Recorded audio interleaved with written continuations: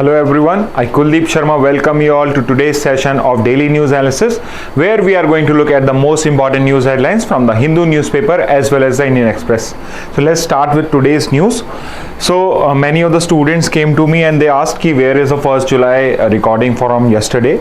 So yesterday actually we had a live recording because there were many topics and we were not able to do the recording beforehand. So if you are looking for yesterday's recording, which is a very important recording because we have discussed the 3 criminal laws in very much detail. Many important facts have been covered in the previous class, so that's why it would be advisable if you go and just check the July 1st daily news analysis also if you have not done so. If you have done so, let's start with today's session. So continuing with yesterday's class also, that in yesterday's class this new criminal laws were discussed in detail, a fair bit of detail, whatever new provisions are there, what is the history of those IPC, CRPC, IA, and continuing this some new information has also come up. So let's discuss those in this particular class. So first thing first is the controversy regarding the police custody. सो बोला यही जा रहा था कि police custody जो आपकी Bharatiya Nagarik Suraksha Sanhita, always remember it is advisable to you all कि आप जो आपके नए लॉज आए, भारतीय न्याय संहिता, भारतीय नागरिक सुरक्षा संहिता और आपका भारतीय साक्ष्य अधिनियम, इनके फुल नेम्स को आप बोलने की आदत डालें, जिससे आपको ऑटोमेटिकली ऑर्गेनिकली इनके फुल फॉर्म्स याद हो जाएं, आपको अलग से इनको याद करने की रिक्वायर नहीं। तो एक सिंपल सा तरीका क्या है, जब भी आप इनके बारे में बात करें इनका फुल फॉर्म ही बोले तो आपको ये याद होना भी स्टार्ट हो जाएंगे। सो पुलिस कस्टडी जो सीआरपीसी था उसके अंदर में पुलिस कस्टडी होती थी मैक्सिमम 15 डेज की। सो अब यहां पे कंट्रोवर्सी ये हुई कि जो नया भारतीय न्याय सुरक्षा संहिता आया है उसके अंदर में इस पुलिस कस्टडी को एक्सटेंड कर दिया गया है अप टू 60 डेज। सो ये एक एलिगेशन या कंट्रोवर्सी अराइज हुई। हाउएवर अभी इसमें क्लैरिफिकेशन ये है, या क्लैरिफिकेशन क्या, इसका सही इंटरप्रिटेशन ये है, पहले क्या होता था कि जब भी अरेस्ट होता था, अरेस्ट के बाद जब भी मजिस्ट्रेट के पास आप किसी अरेस्टेड पर्सन को लेके जाते हो, 24 आवर्स में आपको प्रेजेंट करना होता है मजिस्ट्रेट के सामने, तो वो जो मजिस्ट्रेट है वो नेक्स्ट 15 डेज के लिए, मैक्सिमम 15 डेज के लिए पुलिस कस्टडी के अंदर में एक पर्सन को सेंड कर सकता था। जैसे ये 15 डेज कंप्लीट हो गए उसके बाद पुलिस कस्टडी एक्सटेंड नहीं हो सकती है, ओनली जुडिशियल कस्टडी होती है। सो हमने कल भी डिस्कस किया था पुलिस कस्टडी और जुडिशियल कस्टडी में डिफरेंस क्या होता है। पुलिस कस्टडी का मतलब होता है आप पुलिस की कस्टडी में हो, पुलिस के अंडर में हो, यानी आप पुलिस लॉकअप में हो, यानी पुलिस जब आपसे जो इन्वेस्टिगेशन करना चाहे, जो पूछताछ आपसे करनी चाहे वो कर सकती है। जुडिशियल कस्टडी का मतलब होता है अब आप मजिस्ट्रेट के अंदर में हो, अब आप क्रिमिनल जस्टिस सिस्टम के अंदर में हो, तो अब आपको जेल में ट्रांसफर करा जाएगा या फिर आपको बेल मिल जाएगी। तो अगर आपको जेल में ट्रांसफर किया जाता है या फिर आपको बेल मिलती है, दोनों ही सिचुएशन में अगर पुलिस को कोई भी आपसे पूछताछ या इन्वेस्टिगेशन करनी है तो उन्हें मजिस्ट्रेट की या जज की परमिशन लेनी पड़ेगी। सो ये एक डिफरेंस होता है पुलिस कस्टडी और जुडिशियल कस्टडी में, किसकी कस्टडी में हो, कौन आपके लिए रिस्पॉन्सिबल है। सो अरेस्ट के 15 डेज के अंदर अंदर आपको पुलिस कस्टडी मिलती थी।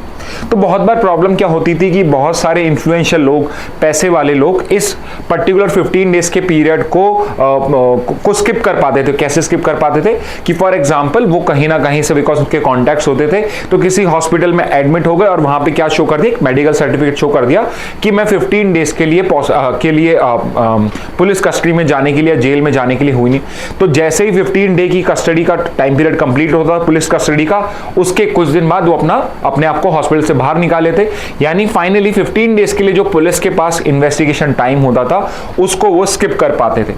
तो इसके लिए भारतीय न्याय संहिता के अंदर, सुरक्षा संहिता के अंदर में क्या चेंज किया गया, दैट इज इंपॉर्टेंट। और वो चेंज ये हुआ है कि जो 15 डेज की आपकी पुलिस कस्टडी है इसको 60 डेज के अंदर में स्प्रेड किया जा सकता है। स्प्रेड करने का मतलब क्या है कि मैं चाहूं तो इसको 5 डेज के डिफरेंट पीरियड्स में कर सकूं। फॉर एग्जांपल फर्स्ट 20 डेज मैंने 5 डेज रख ली, नेक्स्ट 20 डेज मैंने फिर 5 डेज ले ली और नेक्स्ट 20 डेज मैंने फिर 5 डेज ले ली। सो टोटल मैंने 15 डेज की कस्टडी ले ली। सो ये 5-4 कैसे भी कॉम्बिनेशन परम्यूटेशंस में बन सकता है, बट नेक्स्ट 60 डेज के अंदर में जो यूजुअली जुडिशियल कस्टडी तक का भी पीरियड होता है, हीनियस क्राइम्स में 90 डेज तक का जुडिशियल कस्टडी पीरियड हो सकता है, उसके अंदर में मैं 15 डेज को डिफरेंट परम्यूटेशन कॉम्बिनेशंस के अंदर में डिवाइड कर सकता हूं। ये हमने कल भी डिस्कस किया था, ये आज भी इसलिए डिस्कस कर रहे हैं बिकॉज ये बहुत ही ज्यादा कॉम्प्लिकेशंस अराइज कर रहा है। तो जितना ज्यादा कॉम्प्लिकेशन होगा, जितना ज्यादा न्यूज में होगा, उतने ही चांस टाइप के क्वेश्चंस आने के होते हैं, इसलिए हम इसको थोड़ा फिर से कवर कर रहे हैं। अगेन आई विल रिपीट कि 15 days he maximum custody, remember this, police custody 15 days से ऊपर की नहीं हुई है भारतीय नागरिक सुरक्षा संहिता के अंदर में, बट अब ये 15 डेज को आप 60 डेज के टाइम पीरियड में स्प्रेड कर सकते हैं। तो ये है आपकी first learning from this new criminal laws from today. Second क्या चीज आई है? FIR registration. So FIR registration के ऊपर भी एक कंट्रोवर्सी हुई है बिकॉज 2013 का एक बहुत ही लैंडमार्क जजमेंट है सुप्रीम कोर्ट का, Lalita Kumar versus state of UP. Lalita Kumar state of UP, and ये पर्टिकुलर जजमेंट डील करता है कि एफआईआर इम्प्रॉम्प्टो आपको साइन करनी है, एकदम जितना जल्दी हो सकता है आपको फाइल करनी है। इसका मतलब क्या है? सो बहुत बार क्या होता है, आपने अगर आई एम श्योर आपने मूवीज के अंदर में या न्यूज में बहुत सुना होगा, अगर आप हिंदी न्यूज़पेपर पढ़ते हैं, आप लोकल न्यूज को क्रिमिनल न्यूज को कवर करेंगे तो यू विल फाइंड आउट कि वो लोग वहां पे पुलिस कंप्लेन फाइल करने गए थे, बट पुलिस ने कंप्लेन फाइल करने से, एफआईआर दर्ज करने से मना कर दिया। तो ये प्रॉब्लम क्या होती थी कि आप पुलिस के पास जाते हो, पुलिस कंप्लेन फाइल करते हो, बट उसको एफआईआर में कन्वर्ट नहीं करता, ये कंप्लेन को भी साइन नहीं करता, बोलता है वो क्या बोलेंगे कि ये इसमें हमें इन्वेस्टिगेशन करनी पड़ेगी, अगर इन्वेस्टिगेशन करके हमें लगा कि इसमें कॉग्निजेबल ऑफेंस बनता है तो ही हम एफआईआर के अंदर कन्वर्ट करेंगे। तो इस वजह से सुप्रीम कोर्ट ने इस केस के अंदर क्या बोला कि जैसे ही कोई आपको हीनियस क्राइम होता है कहीं पे कमिट, कुछ भी ऐसा लगता है, कॉग्निजेबल ऑफेंस के लिए कोई कंप्लेंट फाइल होती है। कॉग्निजेबल ऑफेंस क्या होता है? जिसका पुलिस कॉग्निजेंस ले सकती है, जिसके बेसिस पे पुलिस अरेस्ट कर सकती है। तो अगर कोई भी ऐसा क्राइम रिपोर्ट होता है तो उस सिचुएशन में आपको इमीडिएटली एफआईआर फाइल करनी होगी। हाउएवर, नए भारतीय नागरिक सुरक्षा संहिता के अंदर, भारतीय नागरिक सुरक्षा संहिता के अंदर में अब क्या हो गया है, 14 डे का टाइम पीरियड अलाउ करा गया मजिस्ट्रेट को उन पर्टिकुलर क्राइम्स के लिए जिनके लिए पनिशमेंट 3 ईयर्स से ज्यादा और 7 ईयर्स से कम हो।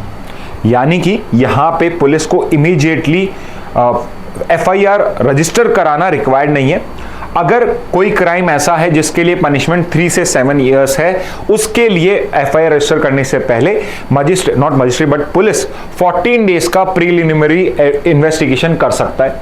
अगर 14 डेज के टाइम पीरियड के बाद उसे नहीं लगता है कि इसके अंदर में एफआईआर रजिस्टर हो सकती है तो he can deny it. But at least अब आप देख सकते हो कि कोई इन्फ्लुएंशियल पर्सन है तो वो एटलीस्ट 14 डेज तक अपने एफआईआर को रुकवा सकता है, वहां पे पॉज लगवा सकता है। नेक्स्ट पॉइंट पे आते हैं, very good thing which has happened in भारतीय नागरिक सुरक्षा संहिता की फॉरेंसिक इन्वेस्टिगेशन अब मैंडेटरी कर दी गई है उन ऑफेंसेस के लिए जिसमें पनिशमेंट 7 ईयर से ज्यादा हो। यानी कि जो हीनियस क्राइम्स हुए, जो भी आपके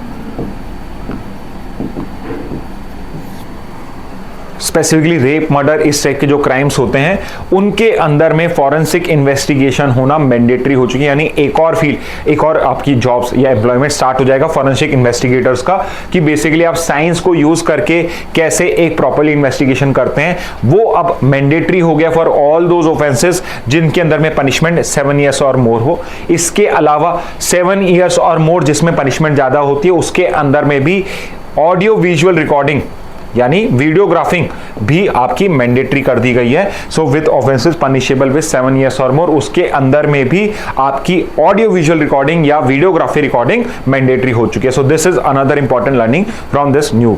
इसके अलावा 2 टाइम पीरियड्स जो इंपॉर्टेंट हैं आपके लिए, कल भी हमने इनको कवर किया था, आज फिर से कर लेते हैं एक और बात, कि time period for framing charges. तो फ्रेमिंग चार्जेस क्या होता है? सो जब भी कोई क्राइम कमिट होता है तो पुलिस का काम होता है चार्जशीट फाइल करने का। चार्जशीट फाइल करती है पुलिस, चार्जशीट के साथ पुलिस के पास जो एविडेंसेस होते हैं उनको भी मजिस्ट्रेट के पास फाइल किया जाता है, उनको चार्जशीट के साथ एविडेंसेस को भी प्रेजेंट किया जाता है। तो जब ये चार्जशीट फाइल होती है, चार्जशीट के अंदर में क्या होता है कि possibly let's take example of IPC, कि आईपीसी के अंदर जो उस पर्टिकुलर क्राइम कमिट हो सकते थे, लेट्स से किसी ने थेफ्ट क्राइम किया है, किसी का ने मर्डर करा है, ये डकैती है, जो कुछ भी प्रोविजन, कॉन्स्पिरेसी है, जो कुछ भी चार्जेस पुलिस को लगते हैं वो सब चार्जशीट के अंदर में प्रेजेंट किए जाते हैं, उनको सपोर्ट करने के लिए एविडेंस किए जाते हैं। अब इसके बाद क्या होता है, जब ये चार्जशीट पुलिस फाइल करती है, यूजुअली जुडिशियल मजिस्ट्रेट के पास फाइल होता है, तो ये जब चार्जशीट मजिस्ट्रेट के पास फाइल होती है, अब मजिस्ट्रेट का काम है, अब मजिस्ट्रेट का पार्ट है कि वो इन एविडेंसेस को गो थ्रू करे, इन चार्जशीट से गो थ्रू करे एंड डिटरमाइन करे कि कौन से चार्जेस के ऊपर केस स्टार्ट किया जा सकता है। जो ट्रायल बिगिन करने वाली है वो किन चार्जेस पे, किन पर्टिकुलर मर्डर, डेकोइटी, थेफ्ट, इनमें किन पे इसमें ट्रायल पीरियड को हम स्टार्ट कर सकते हैं। तो अब यहाँ पे क्या हो गया कि जब चार्जशीट फाइल कर रही है पुलिस, उसके बाद जब मजिस्ट्रेट के पास फाइल पहुंच चुकी है, चार्जशीट फाइल हो चुकी है, उसके 60 डेज के अंदर, नेक्स्ट 60 डेज के अंदर उसे अपने चार्जेस को फ्रेम करना है, यानी ट्रायल प्रोसेस उसे 60 डेज के अंदर अंदर में बिगिन करके देना है। तो ये यहाँ पे ये चीज रिक्वायर्ड हो गई है। सो आप इसको ऐसे समझ लीजिए, framing charges by the magistrate करता है frame charges. Remember this also कि चार्ज कौन फ्रेम करता है, मजिस्ट्रेट करता है। पुलिस चार्जशीट फाइल करती है, उसके बाद उसके बेसिस पे मजिस्ट्रेट चार्जेस फ्रेम करता है। चार्जेस फ्रेम करने हैं आपको विद इन 60 डेज। नेक्स्ट पे आते हैं हम, नेक्स्ट इंपॉर्टेंट टाइम पीरियड क्या है। मान लीजिए कि यहाँ पे चार्जेस फ्रेम हो गए हैं मजिस्ट्रेट ने, उसके बाद ट्रायल हो चुका है, दोनों साइड से आर्ग्यूमेंट्स आ चुके हैं, दोनों साइड के विटनेसेस के बयान हो चुके हैं, दोनों साइड के एविडेंसेस प्रेजेंट हो चुके हैं एंड अब फाइनली दोनों ने अपने आर्ग्यूमेंट्स को क्लोज कर दिया है, यानी ट्रायल प्रोसेस जो है वो कंप्लीट हो चुका है। अब एक ही चीज बचती है, वो है जजमेंट प्रोनाउंसमेंट। तो जजमेंट प्रोनाउंस कितने दिन में करना है? सो अब जज के लिए रिक्वायर्ड है कि वो एटलीस्ट क्रिमिनल केसेस के अंदर में 45 डेज के अंदर, so this time limit is also important, कि वो 45 डेज के अंदर में अपना जजमेंट भी सुना दे। ठीक है, तो 45 डेज के अंदर में आप ट्रायल कोर्ट को ट्रायल कंप्लीशन के बाद 45 डेज में जजमेंट प्रोनाउंस करना है। सो ये कुछ इंपॉर्टेंट एडिशंस हैं इन द न्यू भारतीय नागरिक सुरक्षा संहिता। मेजरली जब भी भारतीय न्याय संहिता में भी कोई चेंजेस आएंगे उनको भी हम डे टू डे कवर करते रहेंगे। So in yesterday's class I advise my students कि आप at least in new criminal laws को एक अलग पेजेस में अगर आप नोटबुक्स में बनाते हैं तो अलग से कहीं पे लिखें, जिससे आप इसके अंदर में रेगुलरली एडिशंस करते रहें। Yesterday I also told you कि इसके अंदर में बिकॉज बिल्कुल नए लॉज हैं, अब तक इंप्लीमेंट नहीं हुए हैं, तो इसके अंदर में जो प्रैक्टिकल डिफिकल्टीज आएंगी उस बेसिस पे अमेंडमेंट्स भी होंगे। तो उन अमेंडमेंट्स को भी ध्यान रखने के लिए इसलिए भी आई एम आस्किंग यू कि आप अलग से इनके नोट्स बनाएं। ओके, सो मूव ऑन करते हैं विद द नेक्स्ट पे आते हैं हम, हिंदू न्यूज़पेपर की न्यूज़ है ये कुछ। सो ये ही न्यूज़, सेम न्यूज़ आपकी इंडियन एक्सप्रेस में कवर है, आई एम श्योर बाकी न्यूज़पेपर में भी इसी को कवर किया गया होगा। सो पहली न्यूज़ क्या है कि जून के अंदर में जो जीएसटी कलेक्शन है उसके अंदर में इंक्रीज बहुत फास्ट नहीं है, मतलब यहाँ पे इंक्रीज तो हो रहा है हर साल से, लास्ट ईयर के जून से कंपेयर कर रहे हैं तो इंक्रीज तो हो रहा है, बट 3 साल में हर परसेंटेज वाइज जो इंक्रीज हो रहा था वो इंक्रीज नहीं हो रहा है। सो इस टाइप का डेटा आपके लिए इंपॉर्टेंट नहीं होता, इसका मतलब ये नहीं है कि जीएसटी आपके लिए इंपॉर्टेंट नहीं हो। सो जीएसटी आपको समझना इंपॉर्टेंट है, और मोरओवर समझने के अलावा आपको कुछ डेटा पॉइंट्स पता होने चाहिए। फॉर एग्जांपल अगर आपसे पूछा जाए कि जीएसटी किस ईयर से इंप्लीमेंट किया गया था, you should know it was implemented from 2017। But question आ जाए कि जीएसटी इनेक्टमेंट कब आया था या जीएसटी का कॉन्स्टिट्यूशनल अमेंडमेंट कब आया था, वो आपको ईयर पता होना चाहिए। सो यू शुड नो कि जीएसटी जो एक्ट भी है आपका, जीएसटी एक्ट है वो 2016 में आ गया था। इसके अलावा जो कॉन्स्टिट्यूशनल अमेंडमेंट हुआ था 101, सो ये आपसे कॉन्स्टिट्यूशनल अमेंडमेंट नंबर भी पूछा जा सकता है। 101 अमेंडमेंट कब आया था? 2016 में आया था। और दिस टैक्स जैसे आपका जुलाई 1, सो सी जुलाई 1 को आपके नई क्रिमिनल लॉस आए हैं, जुलाई 1 2017 को आपका जीएसटी आया था। सो रिमेंबर दिस, 1 जुलाई 2017 से आपका जीएसटी इंप्लीमेंटेबल हुआ था, और इस डे को हम जीएसटी डे की तरह भी सेलिब्रेट करते हैं। जीएसटी बेसिकली क्या था? सो पहले क्या होता था, सेंटर के और स्टेट के बहुत सारे टैक्सेस होते थे, स्टेट के बहुत डिफरेंट टैक्सेस होते थे, डिफरेंट स्टेट्स में डिफरेंट टैक्सेस होते थे। अब यहां पे क्या करा गया है, जो बहुत सारे स्टेट के इनडायरेक्ट टैक्सेस होते थे उन सबको एक जगह सबस्यूम कर दिया गया, एक सारे टैक्सेस को मिला के एक सिंगल टैक्स बना दिया गया, जिसको हम जीएसटी बोलते हैं। सो it's a comprehensive indirect tax. Comprehensive मतलब सब कुछ चीजों को इंक्लूड कर लिया गया इसके अंदर में, और इसने जो बाकी के आपके स्टेट लेवल के टैक्सेस होते थे या सेंट्रल लेवल के टैक्सेस भी होते थे उन सबको अपने अंदर सबस्यूम कर लिया है। For example excise duty, service tax, VAT and other. VAT stands for value added tax, जो पहले लगता था, अब ये सब रिमूव हो चुके हैं। इसके अलावा इसका स्ट्रक्चर किस टाइप का है? So it has a dual structure. So don't get confuse, dual structure का मतलब है कि सेंटर और स्टेट दोनों लगाते हैं, बट ये जीएसटी टाइप्स कितने होते हैं? तीन टाइप्स के हैं जीएसटी आपके, CGST, SGST and IGST. So dual structure जब मैं बोल रहा हूं तो मैं बोल रहा हूं यहां पे कि कौन कौन इसको लगा सकता है। सो सेंट्रल लगा सकता है और स्टेट लगा सकता है, बट जीएसटी स्ट्रक्चर कितने टाइप का या कितने टाइप की जीएसटी टाइप्स ऑफ जीएसटी कितने होते हैं? तो 3 टाइप के होते हैं, सीजीएसटी सेंटर का जीएसटी, एसजीएसटी स्टेट का जीएसटी और इंटीग्रेटेड जीएसटी जो इंट्रा स्टेट ट्रांसफर पे लगता है। सो इंटर स्टेट ट्रांजैक्शन हो रहे हैं, यानी वन स्टेट से दूसरे स्टेट में अगर प्रोडक्ट ट्रांसफर हो रहा है तो उन पे सीजीएसटी या एसजीएसटी नहीं लगता है, उन पर आईजीएसटी लगता है, इंटर स्टेट जीएसटी लगता है। इसके अलावा जो इंपोर्ट्स भी हैं आपके, उनके ऊपर भी आप आईजीएसटी लिवाई करते हो। Also remember this, IGST central government Levi करता है। इसका परसेंटेज क्या होता है? सो इट इज जो भी किसी प्रोडक्ट पे लगना है, जो भी किसी प्रोडक्ट पे सीजीएसटी लगना है और एसजीएसटी लगना है, दोनों मिला के जो वैल्यू आती है वो आईजीएसटी होती है। सो फॉर एग्जांपल मान लीजिए कि यहां पे आपकी 4 स्लैब्स दी हुई हैं, जैसे 12% लेट्स से एक्स गुड पे लगता है 12%, सीजीएसटी लगता है 6% हो गया आपका, 6% हो गया आपका सीजीएसटी और 6% हो गया आपका एसजीएसटी। सो आईजीएसटी कितना लग जाएगा? वापस से 12%। आप ये कह सकते हो जो स्लैब रेट्स हैं यही आपकी आईजीएसटी रेट्स होती हैं। तो 3 तरह के जीएसटी होते हैं, सीजीएसटी, एसजीएसटी एंड आईजीएसटी।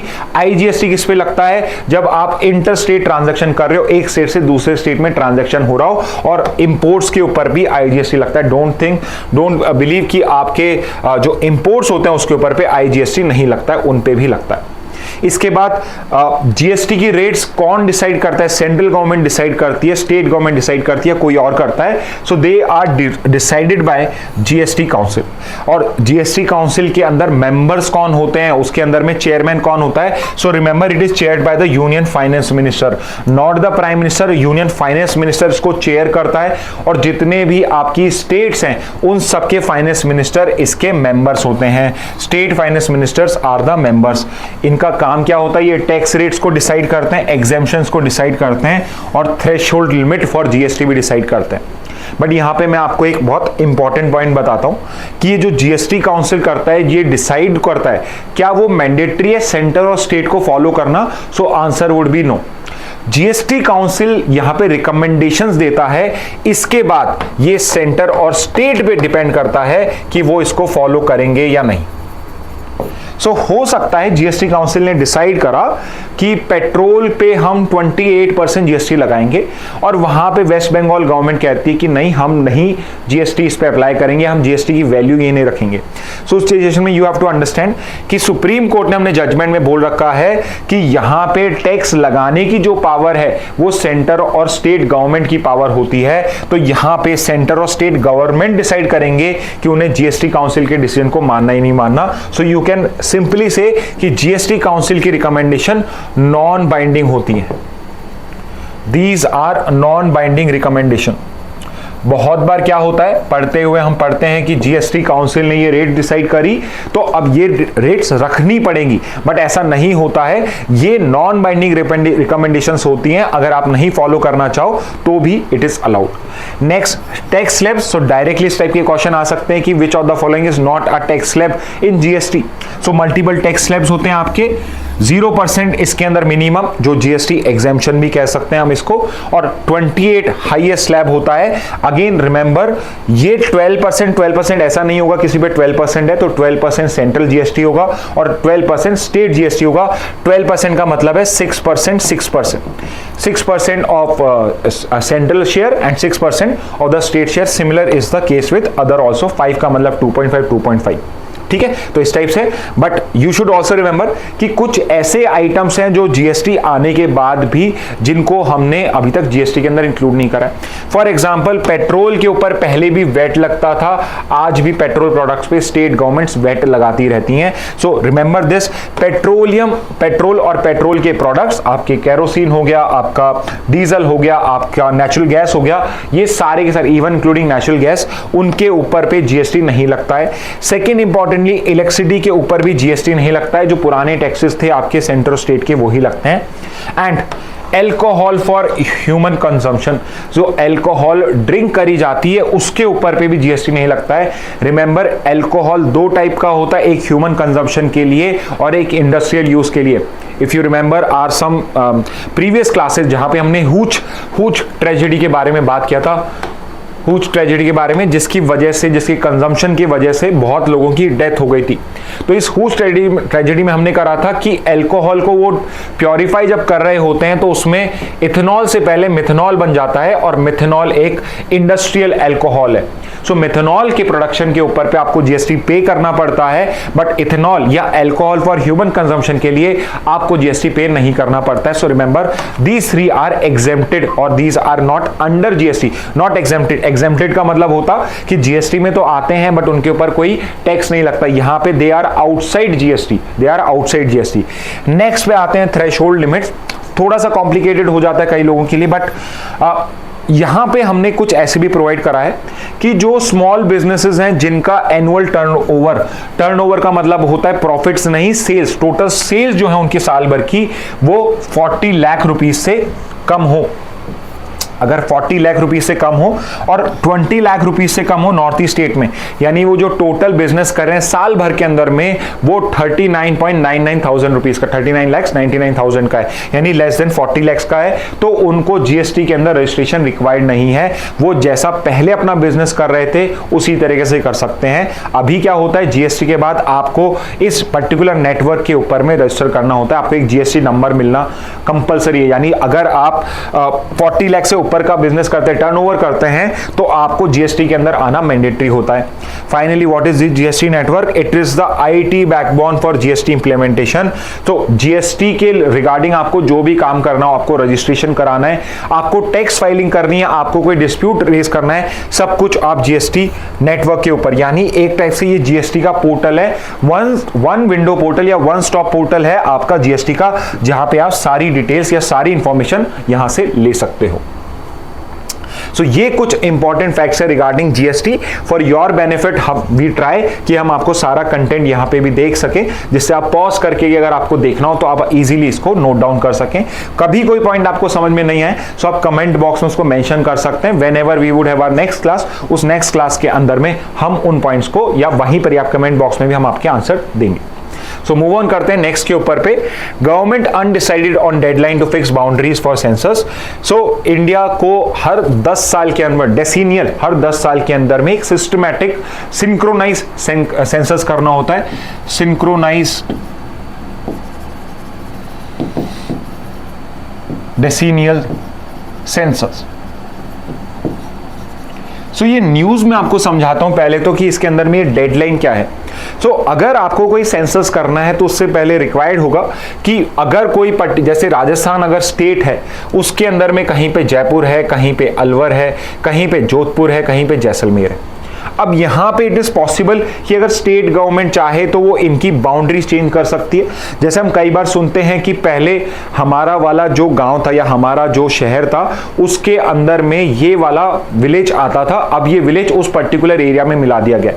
तो क्या होता है कि नंबर ऑफ कॉन्स्टिट्यूएंसीज तो सेम रखी जाती हैं, बिकॉज 1976 के बाद हमने फ्रीज लगा रखा है नंबर ऑफ सीट्स के ऊपर में, बट इनकी बाउंड्रीज चेंज हो सकती हैं। इसके अलावा इट इज ऑल्सो पॉसिबल कि आप एडमिनिस्ट्रेशन के लिए या गवर्नेंस के लिए म्युनिसिपैलिटीज की बाउंड्री चेंज करते रहो। पहले कोई म्युनिसिपैलिटी थी नहीं, अब उसको म्युनिसिपैलिटी बना दिया गया है। कहीं पे कोई तहसील था, उसके बाद उसे डिस्ट्रिक्ट में कन्वर्ट कर दिया है। यानी कि ये एडमिनिस्ट्रेटिव एफिशिएंसी के लिए हम उसमें चेंजेस करते रहते हैं। तो अब ऐसा अगर हम करते रहेंगे तो हम अगर सेंसस स्टार्ट कर रहे हैं तो हमें प्रॉपर डेटा नहीं मिलेगा एक पर्टिकुलर रीजन का। तो उस डेटा को कलेक्ट करने के लिए सेंसस के अंदर एक फाइनलिटी लाने के लिए इट इज रिक्वायर्ड कि आप सेंसस को स्टार्ट करने से करीब 6 महीने साल भर पहले इन सब बाउंड्रीज को फ्रीज कर देते हो। सो फॉर एग्जांपल कि अगर आप जयपुर में हैं तो जयपुर में कितनी कॉन्स्टिट्यूएंसीज होंगी, उनका क्या क्या एरिया होगा, उनकी क्या क्या टेरिटरी होगी, वो हम पहले से फिक्स कर देंगे। उससे क्या बेनिफिट्स होंगे? एक बेनिफिट तो ये होगा कि जब हम पर्संस को डिप्लॉय करेंगे सेंसस कलेक्शन के लिए, हम उनको एरिया वाइज डिवाइड कर सकते हैं कि आपके लिए ये एरिया है, आपके लिए ये एरिया है, तो इस पर्टिकुलर एरिया के अंदर में आप डिप्लॉय कर सकते हैं अलग अलग लोगों को। दूसरा इसके अंदर में फायदा क्या होगा कि इस पर्टिकुलर एरिया के अंदर में जो भी मैं कलेक्शन कर रहा हूं, डेटा कलेक्शन कर रहा हूं, फॉर एग्जांपल अगर मैं एज वाइज डेटा कलेक्ट कर रहा हूं तो मैं इस पर्टिकुलर एरिया में किस पर्टिकुलर एज के लोग रहते हैं वो आइडेंटिफाई कर पाऊंगा, कौन सी डेमोग्राफी रहती है यहां पे मैं वो आइडेंटिफाई कर पाऊंगा, यहां पे लोग रिच हैं पुअर है, इनकी इनकम क्या है वो मैं आइडेंटिफाई कर पाऊंगा। तो जब मेरे पास इस टाइप से माइन्यूट डेटा होता है तो मुझे पॉलिसी मेकिंग में बहुत हेल्प मिलती है, पॉलिसी मेकिंग में बहुत हेल्प मिलती है। और यही डेटा होता है, सेंसस का ही डेटा होता है जो गवर्नमेंट यूज करती है अपने डिफरेंट स्कीम्स को इंप्लीमेंट करने के लिए। तो इस वजह से इस फ्रीजिंग को करने का बहुत रिक्वायरमेंट होता है। अब प्रॉब्लम क्या हो रहा है कि जो लास्ट हमने डेट दी थी दिसंबर 2023 के अंदर में हमने एक डेट डिसाइड करी थी और हमने वो डेट जुलाई तक डिसाइड करनी थी, 1 जुलाई तक डिसाइड करनी थी, वो डेट हमने फिर से स्किप कर दिया, मिस आउट कर दिए। So we have to wait again. तो यहां पे जब तक वो डेट डिसाइड नहीं होगी तब तक हम सेंसस का प्रोसेस स्टार्ट नहीं कर सकते। फॉर एग्जांपल अगर 1 जुलाई को वो डेट फाइनलाइज हो जाती कि आज से हम फ्रीज कर रहे हैं तो नेक्स्ट 3 मंथ्स के अंदर में स्टेट प्रिपरेशन स्टार्ट कर देती और probably by the month of October November आपका सेंसस का जो प्रोसेस है वो स्टार्ट हो जाता। बट अगेन इस बार टाइम लगेगा इसमें। इसके बाद हम कुछ स्पेसिफिक फैक्ट्स पे आते हैं। सो ये फैक्ट्स आई एम श्योर जो स्टूडेंट्स हैं उन्होंने कई बार देखे भी होंगे कि इंडिया के अंदर सेंसस की हिस्ट्री कौन सी। सो इंडिया के अंदर में मॉडर्न बिकॉज सेंसस पहले आपके राजा महाराजा भी करते थे। बिकॉज एक जगह मैंने पढ़ा कि आप मौर्य जो किंगडम था उसके अंदर में भी एविडेंसेस हैं आपको कि वहां पे भी सेंसस या पॉपुलेशन का डेटा रखा जाता था। चाणक्य की अर्थशास्त्र के अंदर में भी पॉपुलेशन डेटा का वहां पे भी आपको मेंशन मिल जाएगा। सो चाणक्य की जो अर्थशास्त्र है उसमें भी आपको सेंसस के बारे में, कुछ सेंसस टाइप के एक्सरसाइज के बारे में पता पड़ेगा। बट मॉडर्न सेंसस जो आज हम जिस तरीके करते हैं वो कब बिगिन हुए थे? सो अगर मैं ओवरऑल देखूं तो 1872 में अंडर लॉर्ड मेयो आपने एक सेंसस किया था, बट ये एक कंप्लीट सेंसस नहीं था, ये एक सिंक्रोनाइज सेंसस नहीं था।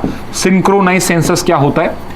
सिंक्रोनाइज सेंसस का मतलब होता है कि पूरे के पूरे इंडिया के अंदर में मैं एक साथ सेंसस कंडक्ट कर रहा हूं जिससे मुझे सब जगह का एक्चुअल डेटा एक पर्टिकुलर टाइम पीरियड में मिलता है। यहां पे क्या हो रहा था कि मैंने बंगाल में सेंसस किया, बंगाल में सेंसस कंप्लीट हुआ, फिर मद्रास किया, मद्रास में कंप्लीट किया, फिर मैं बॉम्बे गया। तो इस तरीके से वो सेंसस कंडक्ट कर रहे थे। अब सिंक्रोनाइज होता है यानी पूरे इंडिया में एक साथ आपका सेंसस कंडक्ट होता है। तो इस टाइप का पहला सिंक्रोनाइज डेसिनियल सेंसस आपका कब हुआ था? वो हुआ था आपका 1881 के अंदर में। अदरवाइज फर्स्ट सेंसस आपका 1872 में हुआ था। इसके बाद कुछ इंपॉर्टेंट फैक्ट्स, सेंसस किस पर्टिकुलर एक्ट के अंदर कंडक्ट किया जाता है तो वो रूल्स एंड रेगुलेशंस मेंशन है आपके सेंसस एक्ट 1948 के अंदर में, जहां पे सेंट्रल गवर्नमेंट को पावर मिलती है रेगुलर सेंसस को कंडक्ट कराने की एवरी 10 ईयर्स। तो इस पर्टिकुलर एक्ट के अंदर लिखा हुआ है कि every 10 years the government should do a census. But क्या गवर्नमेंट को मैंडेटरी है करना या कब कौन सी पर्टिकुलर डेट है या कौन सा पर्टिकुलर ईयर है जिसके अंदर में करना है, ऐसा कुछ भी नहीं मेंशन्ड है। तो अभी जब हमारा सेंसस पोस्टपोन होता जा रहा है तो इसमें किसी लॉ का ब्रीच नहीं हो रहा है। इसके अलावा एवरी 10 ईयर्स ये होता है। मोस्ट रिसेंट 2011 में हुआ था। सो 2011 जो आपका 2011 का जो आपका सेंसस था वो 15th नंबर का सेंसस था। सो रिमेंबर दिस, अब तक आपके 15 टाइम सेंसस हो चुके हैं। जो 2011 का सेंसस था वो 15 सेंसस था, यानी अब जो भी नेक्स्ट सेंसस होगा it would be the 16th census. 2021 का सेंसस हो जाता तो वो 16th सेंसस होता। सो रिमेंबर दिस, इससे पहले 15 बार सेंसस हो चुका है। सेंसस को कंडक्ट कौन कराता है? सो it's a body, registrar general and census commissioner of India. Registrar general and census commissioner जो मिनिस्ट्री ऑफ होम अफेयर्स में आता है, ये बॉडी responsible है to conduct the census in India. And finally 16th decennial census जो next census होगा it would be the first digital census in the country. ऐसा नहीं है इससे पहले हमने partially नहीं करा था, जैसे 2011 का जो सेंसस था उसमें भी हमने टैब्स के थ्रू कुछ सेंसस के अंदर एक्टिविटी करी थी। बट ये वाला जो सेंसस है इसे हम प्रॉपरली एक डिजिटल सेंसस बोल सकते हैं, बिकॉज टोटली जो पूरा का पूरा सेंसस होगा वो पेन और पेपर पे नहीं होगा, टोटली डिजिटलाइज होगा। इसके अंदर में हम टैबलेट्स को यूज करेंगे जिसपे उनके पास प्रॉपर पॉइंटर्स होंगे, उनके ऊपर पूरा डेटा एंटर करने का पूरा सिस्टम बनाया हुआ है। तो स्पेशल टैबलेट्स बनाए गए हैं जिसके बेसिस पे हम नेक्स्ट उसको करेंगे। So this is also a very important point. Directly इस टाइप के क्वेश्चंस आपके आ सकते हैं। नेक्स्ट पे मूव करते हैं। सो यहां पे मैं आपको कुछ पढ़ा नहीं रहा हूं, यहां पे मैं आपको एक चीज ऑब्जर्व करा रहा हूं कि हिंदू पेज के ऊपर आपके एडिटोरियल सेक्शन में कई बार डेली क्विज आता है। So I have always advise my student कि एक बार इन क्वेश्चंस को देख लेना चाहिए, बिकॉज इस बार के जो क्वेश्चंस आए हैं वो लोकसभा स्पीकर के ऊपर आए थे। सो फॉर एग्जाम्पल एक फोटो ये और फोटो के नीचे लिखा है identify this politician, she is the first women speaker of Lok Sabha. So आपको फर्स्ट वुमेन लोकसभा स्पीकर भी पता होना चाहिए। If you know the answer please mention in the comment box. और यहां पे 6 क्वेश्चन है यहां पे। आई वुड से 3 क्वेश्चन बहुत ही अच्छे हैं जो आपके एग्जाम में आ सकते हैं। 3 क्वेश्चन तो शायद थोड़े ज्यादा डिफिकल्ट हो गए, थोड़े अननेसेसरी हो गए जो आपके एग्जाम में नहीं आएंगे, बट 3 क्वेश्चन आ सकते हैं। सो ये क्वेश्चंस मैंने आज 20 जीके क्वेश्चन के आपके सेशन के अंदर में आंसर करे हैं। So please wait for that 20 GK question session, उसके अंदर में इन क्वेश्चंस के आप आंसर फाइंड आउट कर सकते हो। Right now in the comment box you can mention if you know the name of the first women speaker, या फिर आप इनकी फोटो से इन्हें आइडेंटिफाई कर पा रहे हैं। She is the first women speaker of Lok Sabha. आगे मूव करते हैं। What is on the agenda for the 16th finance commission. So time and again 16th finance commission is coming in news again and again. So इस बार फिर से हम 16th finance commission से related कुछ पॉइंट्स कर लेते हैं। सो रिमेंबर फाइनेंस कमीशन आपका आर्टिकल 280 के अंदर कॉन्स्टिट्यूशन में मेंशन है, which means finance commission is a constitutional body. It's a constitutional body, constitution के अंदर फ्रेम बॉडी कॉन्स्टिट्यूशनल बॉडी होती है। Next is chairman of 16th finance commission. 16th finance commission का चेयरमैन कौन है? So name of the chairman is Arvind Panagariya. So Arvind Panagariya is the chairman of the 16th finance commission. Now again next very importantly, what is the job or what is the time period for which the 16th finance commission has been constituted? So जो भी 16th finance commission recommendation देगा, तो 16th finance commission को कुछ काम दिए हुए हैं हमने, जो भी ये रिकमेंडेशन देगा वो 5 साल के लिए अप्लाई होंगे। वो अप्लाई 5 साल के लिए होंगे, अप्रैल 1 2026 से लेके मार्च 31 2031 तक। सो इन पर्टिकुलर क्वेश्चंस के ऊपर जो नीचे के क्वेश्चंस इनको भी करेंगे हम। इन पर्टिकुलर क्वेश्चंस में 16th फाइनेंस कमीशन का क्या ओपिनियन है, उसके क्या व्यूज है, क्या रिकमेंडेशंस हैं, वो ये गवर्नमेंट इस पीरियड के अंदर में अप्लाई करेगी। अब अप्लाई करना क्या जरूरी है, यानी कि क्या इसके रिकमेंडेशन बाइंडिंग है? Answer is no. So these are non binding again. So finance commission के भी रिकमेंडेशन नॉन बाइंडिंग होते हैं, जीएसटी काउंसिल के रिकमेंडेशन भी नॉन बाइंडिंग होते हैं। The government is not expected to या is not bound to follow them, तो ये याद रखना आप। दूसरी चीज, इनका जो रिकमेंडेशन होता है, जो भी रिकमेंडेशंस होते हैं वो नेक्स्ट 5 ईयर पीरियड्स के लिए होते हैं। इसके अलावा जो इन मेंबर्स का टेन्योर होता है, सो इनको अपॉइंट किया जाता है, तो ये 5 साल के लिए अपॉइंट होते हैं। ऑल्दो इट इज पॉसिबल कि ये अपनी रिपोर्ट 2 या 3 साल के अंदर ही प्रेजेंट कर दें। फॉर एग्जाम्पल अभी हमने इनको 24 के अंदर अपॉइंट किया है, सो अप्रैल 1 2026 तक 2 साल के अंदर में रिपोर्ट दे देते हैं, तो भी इनका हम कहते हैं कि टेन्योर ये 5 साल के लिए अपॉइंट किए जाते हैं, ना कि 1 या 2 या 3 साल के लिए। ओके, सो ये किस पीरियड के लिए देंगे? अप्रैल 1 से लेके मार्च 31 2031, बट आपके लिए डेट ही मोर देन इनफ है। इसके बाद नेक्स्ट आता है टर्म्स ऑफ रेफरेंस। तो जब भी कोई कमीशन या कमेटी गवर्नमेंट में बनाई जाती है तो उसको कुछ टर्म्स ऑफ रेफरेंस दिए जाते हैं। टर्म्स ऑफ रेफरेंस क्या होते हैं कि आपको किन किन टॉपिक्स के ऊपर पे हमें रिकमेंडेशन सेंड करनी है या सेंड करना कंपलसरी है। जो मैंने टर्म्स ऑफ रेफरेंस में नहीं रखा है, इट इज एक्सपेक्टेड कि आप उन क्वेश्चंस को डेल्ट नहीं करेंगे। जो टर्म्स ऑफ रेफरेंस में, इनके बारे में आप मुझे डिटेल्स प्रोवाइड करेंगे। सो मेजरली जो आप 16th फाइनेंस कमीशन के टर्म्स ऑफ रेफरेंस हैं, और इन जनरल भी फाइनेंस कमीशन का यही जॉब होता है। पहला तो जॉब इनका होता है कि सेंटर और स्टेट के बीच में, यूनियन और स्टेट्स के बीच में जो टोटल टैक्स रेवेन्यू है उसको कैसे डिवाइड करना है। सो फॉर एग्जांपल कि जीएसटी आपका सेंटर भी कलेक्ट करता है, स्टेट भी कलेक्ट करता है, बट आईजीएसटी आपका सेंटर ही कलेक्ट करता है। बट इसका मतलब ये नहीं है कि उस पर सिर्फ सेंटर का हक हो। सिमिलरली इनकम टैक्स तो स्टेट के भी आप रेसिडेंट हो, स्टेट की आप फैसिलिटी यूज कर रहे हो, बट आप इनकम टैक्स जो पे करते हो वो सेंटर को पे करते हो और सेंटर ही कलेक्ट करता है। बट इसका मतलब ये नहीं है कि इनकम टैक्स के ऊपर सिर्फ सेंटर का ही हक है, उसके ऊपर स्टेट का भी हक होगा। सो इस वजह से जो टोटल टैक्स कलेक्शन होता है सेंटर और स्टेट के बीच में या सेंटर के पास में, उसको यूनियन और स्टेट्स के बीच में किस रेशियो में डिवाइड करना है वो फाइनेंस कमीशन बताता है। नेक्स्ट पे आते हैं, नेक्स्ट जॉब क्या है उनको कि ग्रांट्स जो दिए जाते हैं, ग्रांट्स इन एड जो दिए जाते हैं टू द स्टेट गवर्नमेंट, वो किस प्रिंसिपल्स पे दिए जाएंगे।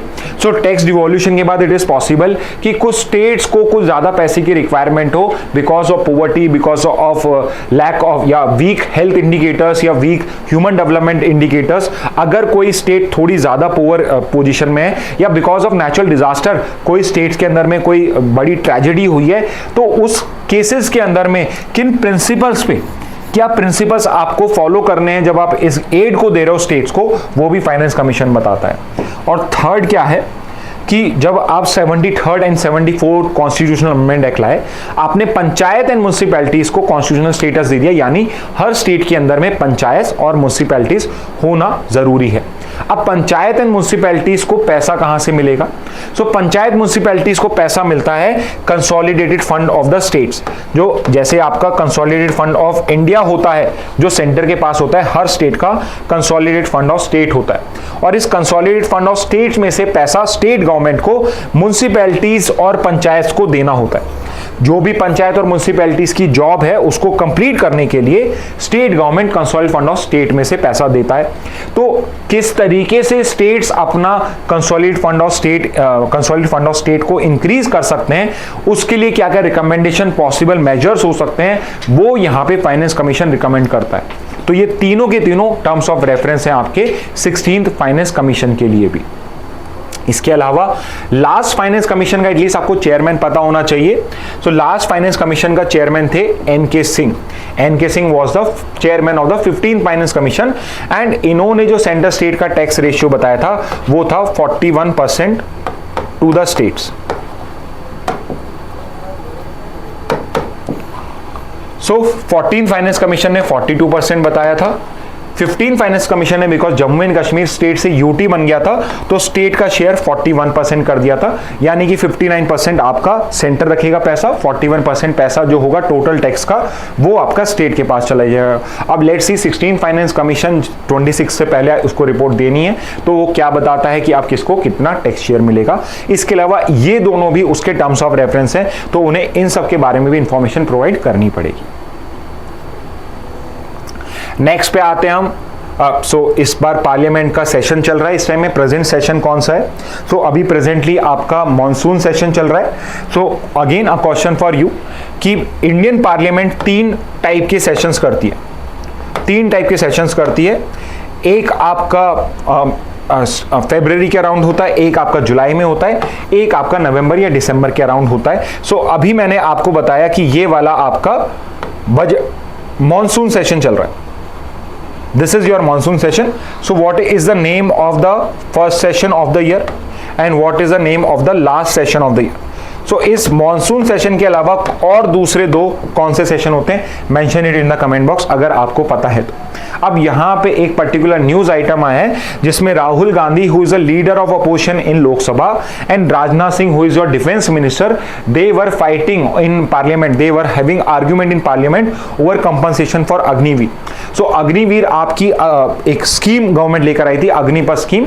उसके अंदर में जो आप टेम्पररी पीरियड के लिए या शॉर्ट पीरियड के लिए जो आप आर्मी रिक्रूट्स करते हो, नेवी रिक्रूट्स करते हो, एयरफोर्स में रिक्रूट करते हो, उन लोगों को हम अग्निवीर्स बोलते हैं। सो अग्निपथ स्कीम के अंदर में जो टेम्पररी कॉन्ट्रैक्चुअल पीरियड के लिए जो आपने आर्म फोर्सेस रिक्रूट करे हैं उनको आप अग्निवीर बोलते हो। सो अग्निपथ स्कीम आपके लिए फिर से आ रही है न्यूज में, अगेन बार बार आ रही है। So it becomes important for us. इसको एक बार और गो थ्रू कर लेते हैं। सो ये एक tour of duty scheme type scheme है।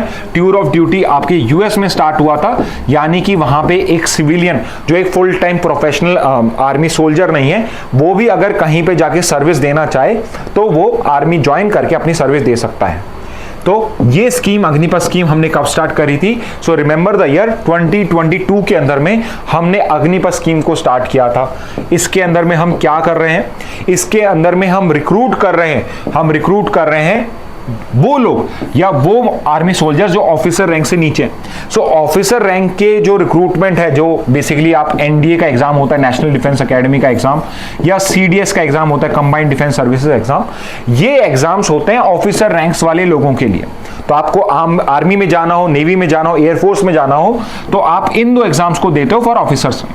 तो ऑफिसर्स रैंक के लिए तो अग्निपथ स्कीम नहीं है, ये स्कीम है ऑफिसर रैंक से बिलो वाले रिक्रूटर्स के लिए। तो जो उससे नीचे के जो आपके आर्मी पर्सनल होंगे, उन सबका रिक्रूटमेंट अग्निपथ स्कीम से होता है। Next is 4 year contract. तो यहां पे आप परमानेंटली आर्मी के अंदर नहीं आते हो, आप 4 ईयर के कॉन्ट्रैक्ट में आते हो, जिसमें 6 मंथ्स की आपको ट्रेनिंग मिलती है, प्लस आप 3.5 ईयर्स के लिए आपको कहीं पे सर्विस में प्रेजेंट किया जाता है। नेक्स्ट इंपॉर्टेंट पॉइंट, कितने लोगों को इनमें से, लेट्स से अगर मैंने 100 अग्निवीर्स को सेलेक्ट करा है, कितने लोगों को आर्मी एब्जॉर्ब कर लेती है, परमानेंटली कमीशन कर लेती है। So remember 25% of the total number, 25% को आर्मी में रिक्रूट किया जाता है परमानेंटली।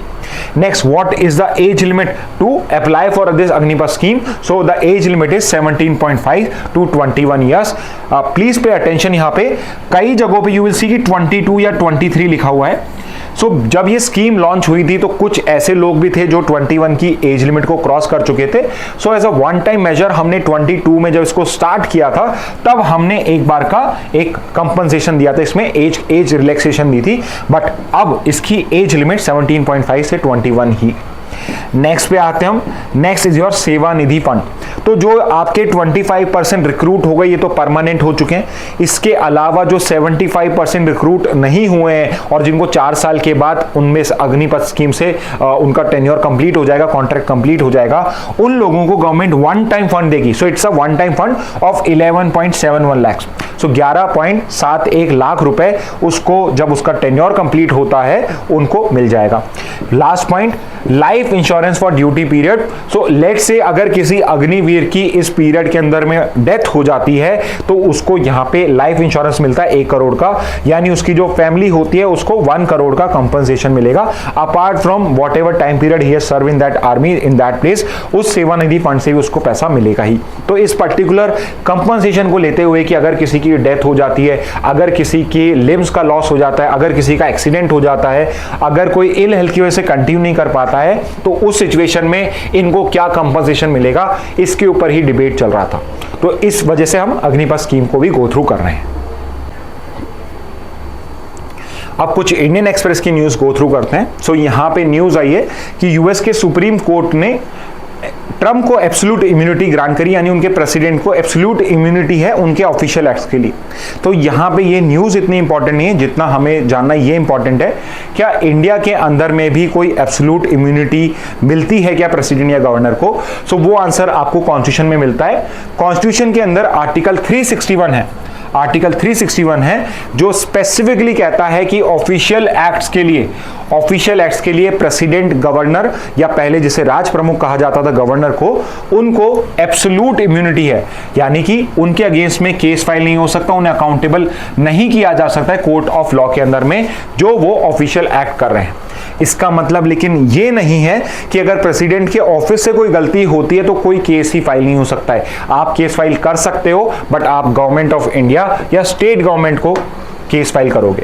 एग्जाम्पल के लिए आप ऐसे समझिए कि मान लीजिए प्रेसिडेंट का कॉन्वॉय कहीं से जा रहा है और उस कॉन्वॉय से कोई एक्सीडेंट हो जाता है, उस एक्सीडेंट के अंदर में अगर ड्राइवर की गलती है तो आप गवर्नमेंट ऑफ इंडिया के अगेंस्ट में केस फाइल करोगे, ना कि प्रेसिडेंट को। तो प्रेसिडेंट पर्सनली लायबल नहीं होगा।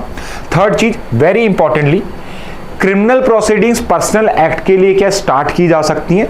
So remember this, criminal proceedings अगर कोई क्राइम कमिट हुआ है और लेट से प्रेसिडेंट ने पर्सनल कैपेसिटी में वो क्राइम करा है, ऑफिशियल कैपेसिटी में क्राइम नहीं किया है, तो उस सिचुएशन के अंदर में भी आप क्रिमिनल प्रोसीडिंग्स इनिशिएट नहीं करोगे।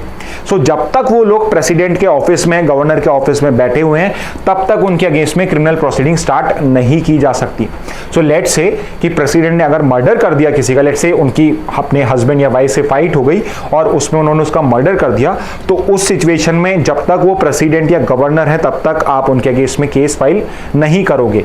तो क्या होगा उस सिचुएशन में? प्रेसिडेंट को या गवर्नर को पहले रिजाइन करना पड़ेगा, उनसे रिजाइन कराया जाएगा, या फिर उन्हें अगर वो रिजाइन नहीं करते तो इंपीच किया किया जाएगा, और जब इंपीचमेंट कंप्लीट हो जाएगा तब उनके अगेंस्ट में एक नॉर्मल जो किसी भी कॉमन सिटीजन के अगेंस्ट में ट्रायल प्रोसेस होता है वो ही उनके अगेंस्ट में फॉलो किया जाएगा।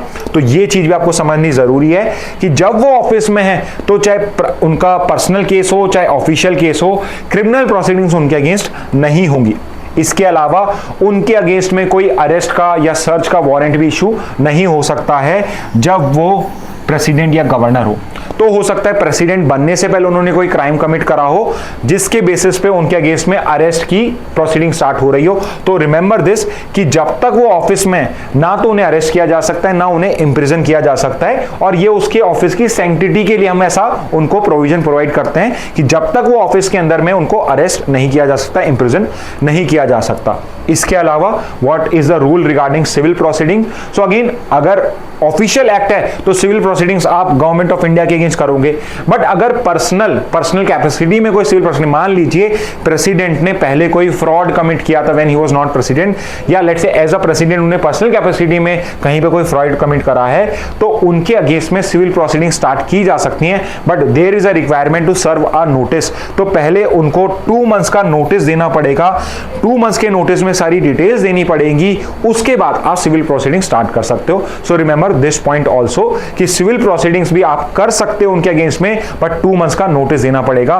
Criminal proceedings well they are in office वो तो आप नहीं ही कर सकते हो। नेक्स्ट न्यूज पे आते हैं हम, ये इकोनॉमिक पेज से न्यूज है। सो इकोनॉमी के अंदर में आपके इकोनॉमिक डेटा पॉइंट्स तो नहीं आते हैं, फॉर एग्जांपल कितना परसेंट कहाँ पे है, कितना, जैसे फॉर एग्जांपल हम ऑयल कितना MLPD कितना BPD बिलियंस पर what ever is the BPD full form, या वहां से मंगाते हैं। बट यहाँ पे आपसे ये जरूर पूछा जा सकता है कि इंडिया के सबसे बड़ी ऑयल पार्टनर्स कौन है। सो एक टाइम पे कभी आपका सऊदी अरेबिया या इराक होता था, बट रशिया यूक्रेन के बाद से Russia is became the top oil importer of India, and यहां पे आपका ऑयल इंपोर्ट इंक्रीज होता ही जा रहा है। अभी अभी ये न्यूज आई थी कि last year India was the largest oil partner या largest oil partner of Russia, यानी रशिया सबसे ज्यादा एक्सपोर्ट आपके इंडिया को कर रहा था। हाउएवर इस साल चाइना इंडिया को ओवरटेक कर चुका है, सबसे ज्यादा चाइना इंपोर्ट कर रहा है रशिया से ऑयल।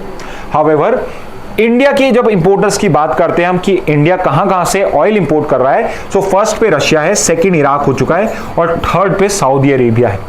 इसके अलावा वर्ल्ड के लार्जेस्ट ऑयल कंज्यूमर्स कौन है? So remember this, many people might think कि चाइना होगा, but USA is the largest oil consumer and also the largest oil producer also. Although ये कंट्रीज ऑयल एक्सपोर्ट करती हैं, बट सबसे ज्यादा ऑयल प्रोडक्शन में भी USA ही है। सो एक टाइम में जो US को ऑयल पे डिपेंडेंस होती थी दूसरे कंट्रीज पे, मिडल ईस्ट में, वो क्यों इतना इन्वॉल्व होता है? It was because of oil. अब USA को इतने ऑयल की रिक्वायरमेंट नहीं है, because USA largest oil producer है। शेल गैस करके होता है, ये आपके ओशंस के अंदर मिलती है, बहुत ज्यादा पॉल्यूटिंग होती है। शेल गैस रिजर्व जो होते हैं वहां से आप ऑयल और गैस का एक्सट्रैक्शन कर रहे हो। सेकंड पे चाइना है एंड थर्ड पे इंडिया है। सो ये वर्ल्ड के लार्जेस्ट ऑयल कंज्यूमर्स हैं, बट प्रोड्यूसर्स के अंदर में फर्स्ट नंबर पे US आएगा, अदरवाइज उसके बाद सऊदी अरेबिया आएगा। अभी ये कुछ फैक्ट्स हैं जो हम यहां से निकाल सकते हैं। Okay, so this is the last news again from the economic section. So what is Project Nexus that RBI has signed up for? So Project Nexus एक नया प्रोजेक्ट स्टार्ट किया गया, एक इंटरनेशनल प्रोजेक्ट है ये। इसको बनाया है bureau of for international settlements. So ये एक सेंट्रल बैंक्स को रेगुलेट करने वाली अथॉरिटी है, स्विट्जरलैंड के अंदर में बेस्ड है ये आपकी BIS, और इसने आपके प्रोजेक्ट नेक्सस को कंसेप्टलाइज किया है। और क्या है ये बेसिकली, इसके अंदर में जो आपके फास्ट पेमेंट सिस्टम होते हैं, फॉर एग्जांपल इंडिया का UPI यूनिफाइड पेमेंट इंटरफेस, जो डिफरेंट कंट्रीज के UPI हैं, इन सबको ये इंटीग्रेट कर रहा है। सो अगर आप प्रोजेक्ट नेक्सस के पार्ट हो, लेट्स से सिंगापुर के अंदर का जो UPI है और इंडिया का UPI, ये कनेक्ट हो चुके हैं, आप इस अपने UPI से सिंगापुर के UPI में पैसे ट्रांसफर कर सकते हो। So what is this? It is a multilateral international initiative to enable instant cross border retail payments. तो हम यहाँ पे क्या करें, इंडिया के यूपीआई और बाकी के 4 कंट्रीज के यूपीआई को एक जगह लाकर एक इंटीग्रेट करके हम क्या कर रहे हैं, instant cross border retail payments यानी होलसेल में पेमेंट नहीं होगा, एक सिंगल ट्रांजैक्शन के पेमेंट्स आप कर पाओगे under this project nexus. Majorly इसके अंदर में किन किन ने पार्टिसिपेशन करा है? सो इंडिया इसका फाउंडिंग मेंबर है, इसके अलावा आसियान के 4 कंट्रीज, पीएमएसटी ये 4 कंट्रीज तरीके से याद कर सकते हो, पीएमएसटी और इंडिया ये आपके फाउंडिंग मेंबर्स हो गए नेक्सस प्रोजेक्ट के, जिसके अंदर में हम अपने fast payment solutions, fast payment systems को इंटीग्रेट कर देंगे एक साथ, जिससे हम instant cross border retail payment कर सकें। Okay, so these were the news for today. So student, that's it from my side for today. If you have any question, you can mention it in the comment box. Try to answer whatever question I ask in the comment box. And once you are done with this thing, I hope you are going to go through the 20 GK question also, because very good questions from today's newspapers are framed in that thing. Okay, so that's it from my side. Thank you and have a very nice day.